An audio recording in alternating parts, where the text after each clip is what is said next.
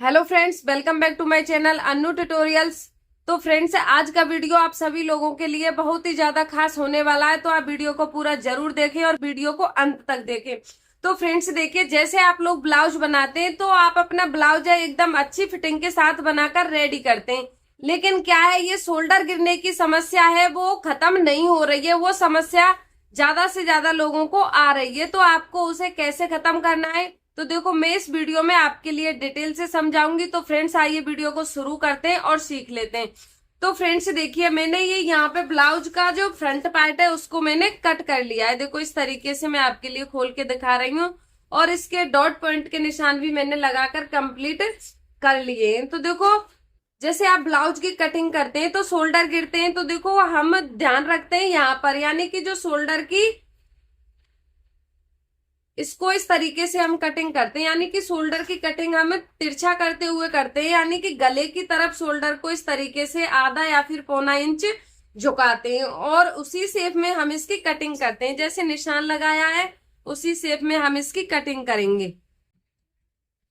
तो देखो, आपने इस तरीके से कटिंग कर ली है, और फिर भी आपको यानी कि ब्लाउज का गला है उसमें डोरी लगानी पड़ती है, यानी कि इस तरीके से भी आपके लिए कोई सॉल्यूशन नहीं मिल रहा है। तो देखो, आपको क्या करना है, मैंने कुछ ऐसे पॉइंट्स नोट किए हैं जो मतलब मैं आपके लिए उन्हें बताऊंगी, और आप उन पॉइंट्सों को ध्यान में रखते हुए अपने ब्लाउज की कटिंग एंड स्टिचिंग करें तो आपके लिए अच्छा होगा, यानी कि आपको बहुत हेल्प मिलेगी। तो देखो, इसको हम रखते हैं साइड में, और पहले मैं आपके लिए आस्तीन कट करके बता देती हूँ। तो फ्रेंड्स देखिए क्या होता है, जैसे आप ब्लाउज की कटिंग करते हैं तो जरूरी नहीं है कि आपसे यहाँ पे शोल्डर में ही कमी हो। देखो दोबारा से आपके लिए मैं समझा रही हूँ। देखो, जैसे आप ब्लाउज की कटिंग करते हैं तो ये जरूरी नहीं है कि आपने यहाँ पे शोल्डर को तिरछा कट नहीं किया है, उस वजह से आपका शोल्डर है वो गिर रहा है। कुछ कमी देखो आस्तीन में भी हो सकती है। जैसे आप आस्तीन की कटिंग करते हैं तो आस्तीन में क्या क्या कमी आपसे रह जाती है, उसकी वजह से आपके ब्लाउज के शोल्डर है वो गिरते हैं। तो देखो, मैं आपके लिए समझाऊंगी, आपको ध्यान से समझना है। तो देखो, सबसे पहले मैं आपको समझाने के लिए यहाँ पे आस्तीन की कटिंग कर लेती हूँ। तो नीचे की साइड में हम मार्जिन रखेंगे 1.5 इंच, और इस निशान को आप इस तरीके से सीधा लगाएंगे, और जितनी आपकी आस्तीन की लेंथ है आप उसके अकॉर्डिंग यहाँ पे निशान लगाएंगे। तो देखो, मैं आस्तीन की कंप्लीट लेंथ यहाँ पे रखूंगी 7 इंच, तो आपको निशान लगाना है यहाँ पर 7.5 इंच का, और इस निशान को भी आपको सीधा लगाना है इस तरीके से, और यहाँ पे डाउन का निशान लगाना है 3.5 इंच का। तो ये दूसरा निशान मैंने यहाँ पे लगा दिया, ये मैंने डाउन का निशान लगाया है। तो फ्रेंड्स देखिए, इस तरीके से सबसे पहले आपको ये 3 निशान लगाकर कंप्लीट करने हैं, और फिर आपको यहाँ पे निशान लगाना है इसकी मोहरी का। जितनी भी आपकी ब्लाउज की मोहरी है आप उसका इस तरीके से राउंड में नाप लेते हुए और उसका हाफ निकालेंगे और यहाँ पे निशान लगाएंगे। तो देखो, मेरी कंप्लीट मोहरी है 13 इंच, तो मैंने 6.5 इंच का निशान लगाया है, और यहाँ पे आप निशान किस तरीके से लगाएंगे वो मैं आपके लिए समझा रही हूँ। देखो, आप चेस्ट का चौथाई भाग निकालेंगे और उसमें से 1 इंच माइनस करके आपको यहाँ पे निशान लगाना है। तो फ्रेंड्स, जैसे आप 38 साइज का बना रहे हैं तो देखो, यहाँ पे 38 का चौथाई भाग होगा 9.5 इंच, तो आप उसमें से 1 इंच माइनस करेंगे तो आपको यहाँ पे निशान लगाना है 8.5 इंच का, और इस निशान को आपको इस तरीके से मिलाना है, इस तरीके से, और यहाँ पे आपको आर्म होल की शेप इस तरीके से देनी है। तो देखो, पहले मैं इसकी कटिंग कर लेती हूँ, उसके बाद मैं आपके लिए समझाऊंगी। और यहाँ पे आपको मार्जिन रखना है 1 या फिर 1.5 इंच आपको मार्जिन एक्स्ट्रा रखना है।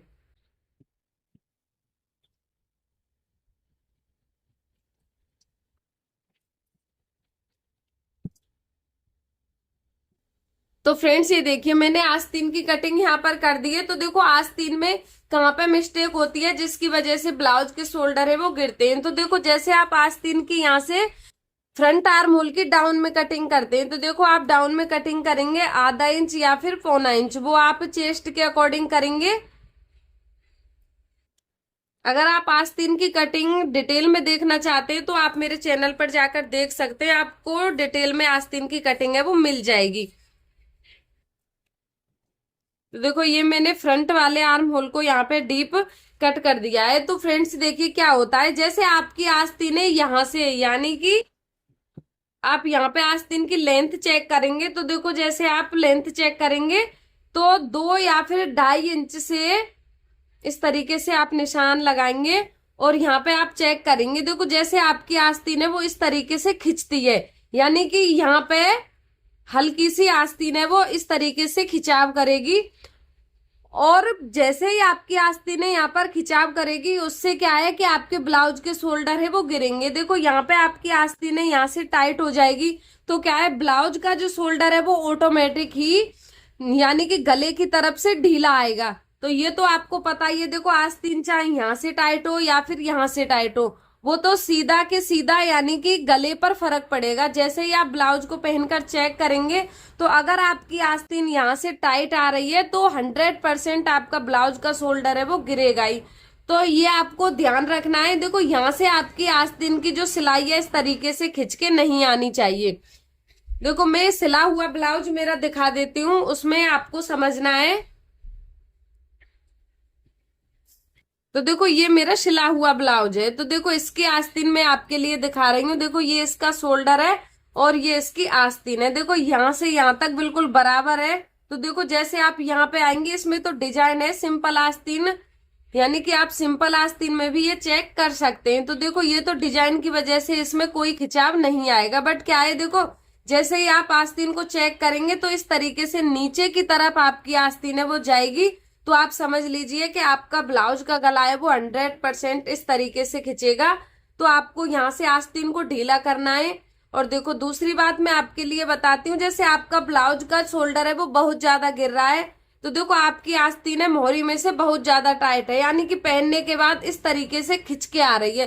तो आपको क्या करना है, आपकी आस्तीन की सिलाई को थोड़ा हटाना है, यानी कि आस्तीन को मोहरी में से आपको ढीला करना है। तो फ्रेंड्स एक ये वजह भी हो सकती है कि यहाँ से आस्तीन की मोहरी है वो बहुत ज्यादा टाइट है, उसकी वजह से भी आपके ब्लाउज का शोल्डर है वो गिर सकता है। और यहाँ से आपको ध्यान रखना है। तो देखो आज मैंने ये जो शोल्डर है उसके लिए नहीं बताया है कि आप शोल्डर को झुकाइए या फिर यहाँ से सिलाई लगाइए।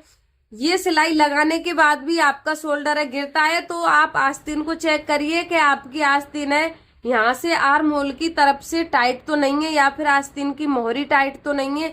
आप उसको एक बार चेक करके देखिए। अगर आपकी ब्लाउज की आस्तीन की मोहरी या फिर आर्म होल में से टाइट है तो आप उसे सही कीजिए, यानी कि सिलाई को हटाइए और उसे थोड़ा ढीला कीजिए। तो आपकी ये जो शोल्डर गिरने की समस्या है वो 100% दूर हो जाएगी। मैं ये 100% आपसे कह सकती हूँ। तो फ्रेंड्स देखो ब्लाउज बनाते समय आपको ये छोटे छोटे पॉइंट्स को ध्यान रखना चाहिए कि आप कहाँ से कितनी सिलाई ले रहे हैं, कितनी नहीं ले रहे हैं, यानी कि कितना मार्जिन है और कहाँ से ढीला करना है, कहाँ से आपको टाइट करना है। तो ये आपको ध्यान रखना है। तो फ्रेंड्स देखिए ब्लाउज के शोल्डर गिरते हैं, इस टॉपिक पर मैंने अपने चैनल पर बहुत सारे वीडियो पहले से ही बना रखे। अगर वो वीडियो देखकर भी आपकी समस्या दूर नहीं हो रही है तो आप इस वीडियो को पूरा जरूर देखें। और आज का वीडियो बस इतना ही है। अगर आपको मेरा वीडियो पसंद आया है तो आप वीडियो को लाइक शेयर जरूर करें और आप हमारे चैनल पर नए हैं तो चैनल को सब्सक्राइब जरूर कर लें। Thank you.